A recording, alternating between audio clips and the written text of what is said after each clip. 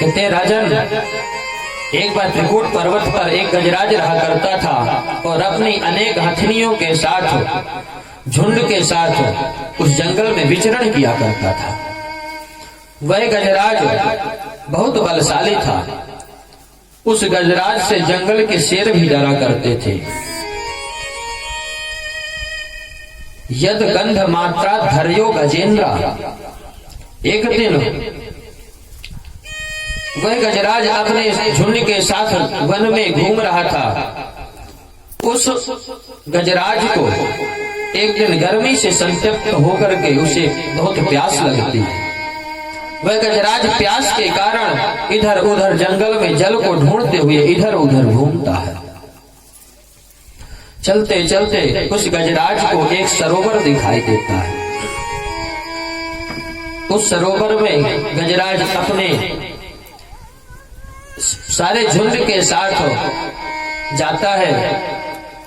जैसे उस गजराज को सरोवर में जल दिखाई दिया, उस गजराज को बहुत आनंद आया।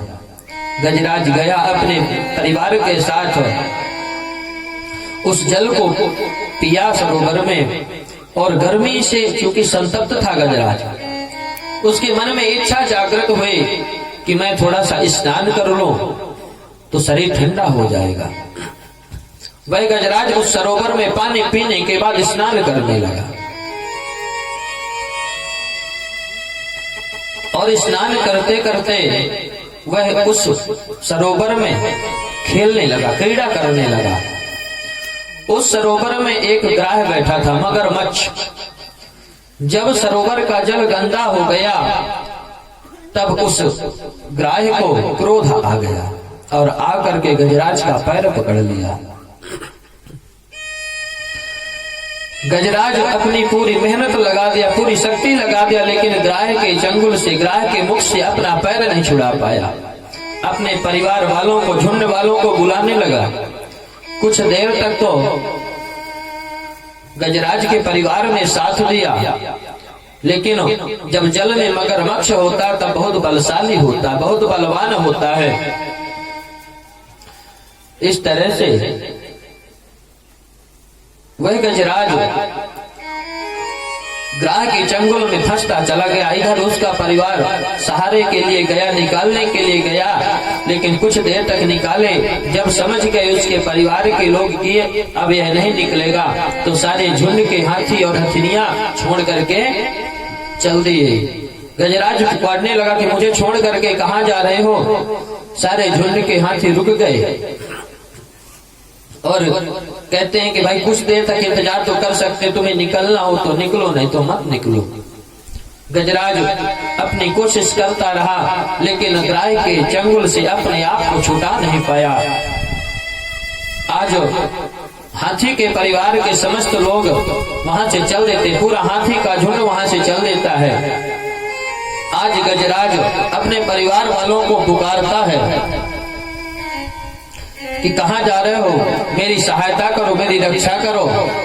जब उसके परिवार के लोग उसे छोड़ करके चले जाते हैं, तब आज गजराज को वैराग्य होता है और समझ में आता है गजराज को कि जिसके लिए मैं आज तक इधर उधर घूमता था, सारे जंगल में जिसके लिए भटकता था, आज वह मेरे अपने मुझे छोड़ करके चले गए।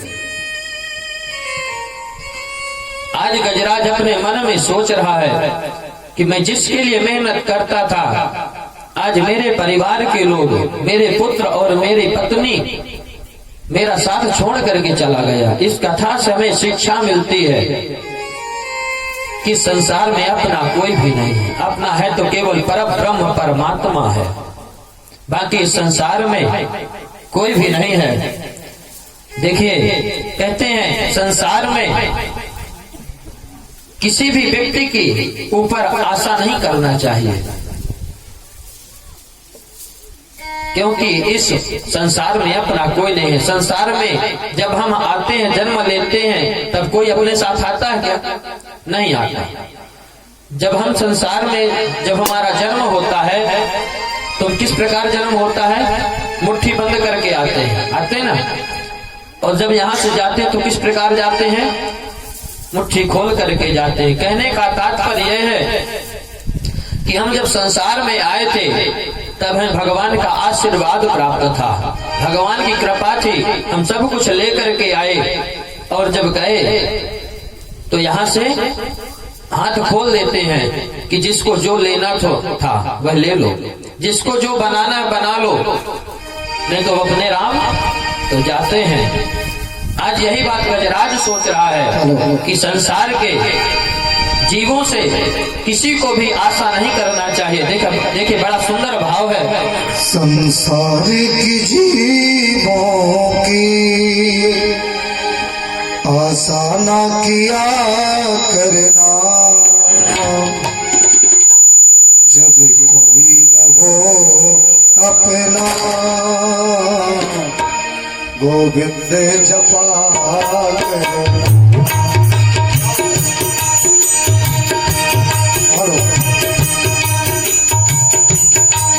संसार के जीवों की आशा न किया करना है, जब कोई न हो अपना गोविंद जपा करना। देखिए कितना सुंदर भाव है। जब कोई अपना न हो इस संसार में तब केवल परमात्मा का चिंतन करना चाहिए।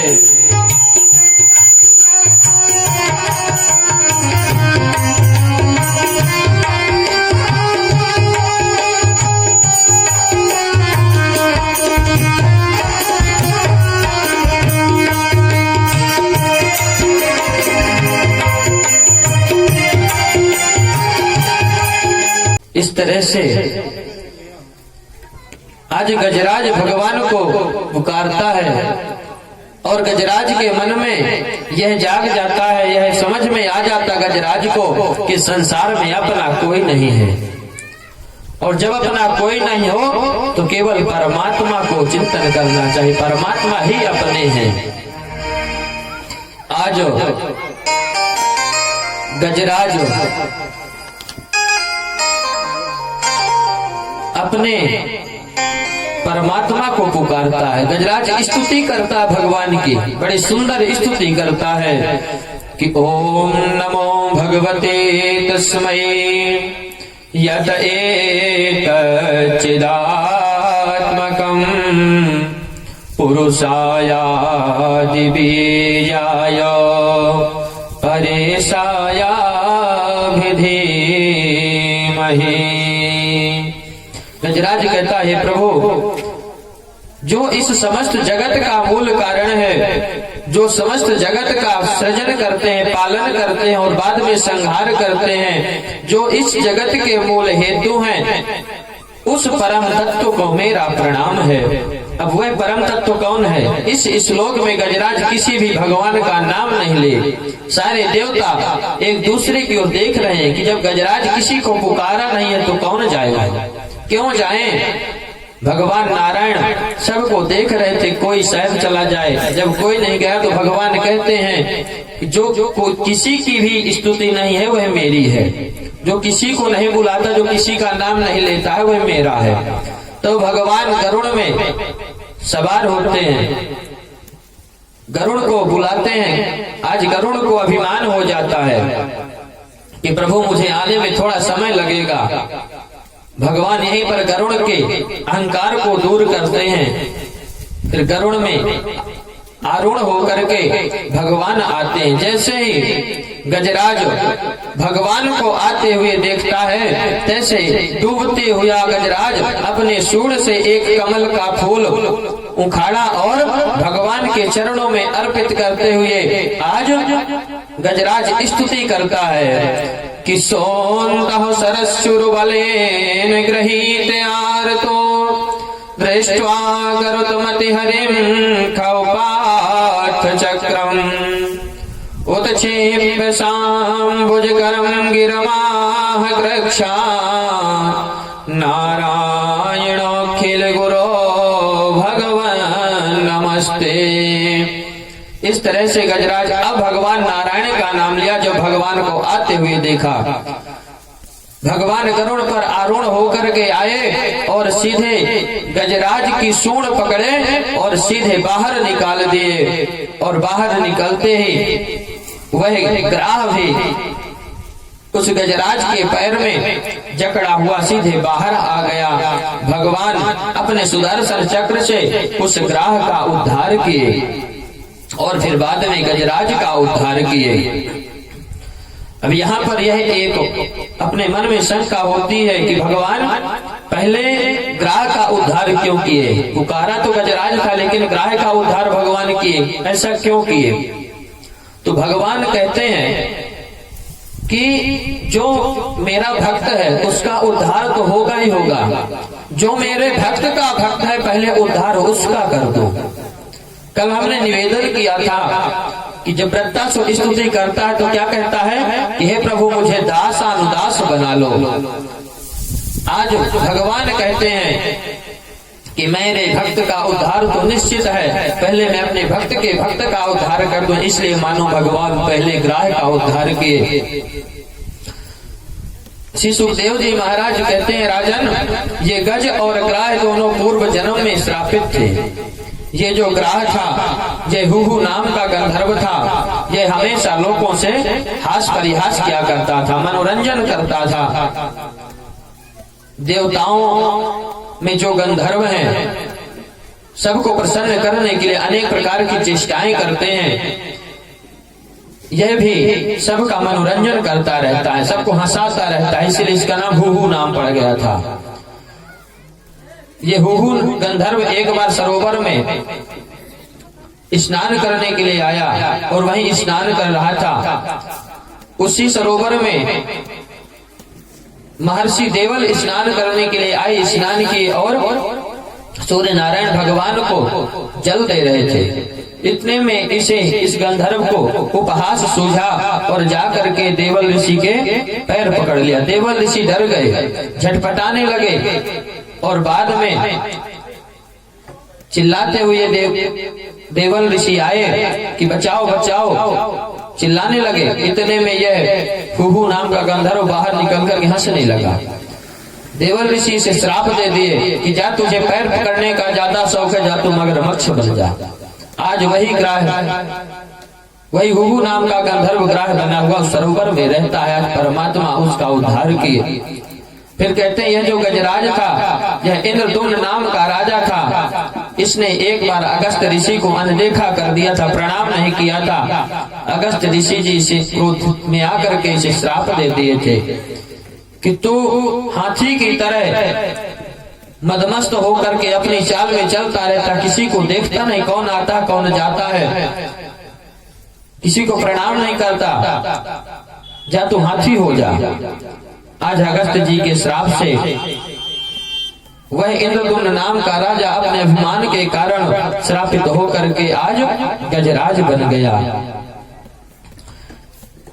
इसी प्रकार से कहते हैं कि राजन भगवान प्रत्येक मनवंतर में अवतार लिया करते हैं और अपने भक्तों का उद्धार करते हैं। एक बार दुर्वासा मुनि आशीर्वाद के रूप में इंद्र को एक माला दिए थे। इंद्र वह माला जाकर के अपने ऐरावत हाथी को दे दिए। हाथी उस माले को तोड़ करके फेंक दिया, धरती में कुचल दिया। दुर्वासा जी को क्रोध आ गया और इंद्र को श्राप दे दिए कि मैंने जो तुझे आशीर्वाद रूप में माला दिया था, तुमने उसे जमीन पर फेंकवा दिया। जब मैं तुझे श्राप देता हूँ कि तू लक्ष्मी से हीन हो जा, श्री से हीन हो जा। इस बात का पता शुक्राचार्य जी को चला कि इंद्र अभी लक्ष्मी से हीन है। दैत्यों से कहा स्वर्ग पर आक्रमण कर दो, यह अच्छा अवसर है। दैत्यों ने मिलकर आक्रमण कर दिए और सारा स्वर्ग देवताओं से छीन लिए। देवता बेचारे भगवान नारायण की शरण में पहुंचे, बोले प्रभु हमारी रक्षा करो। भगवान देवताओं को समुद्र मंथन करने की सलाह देते हैं।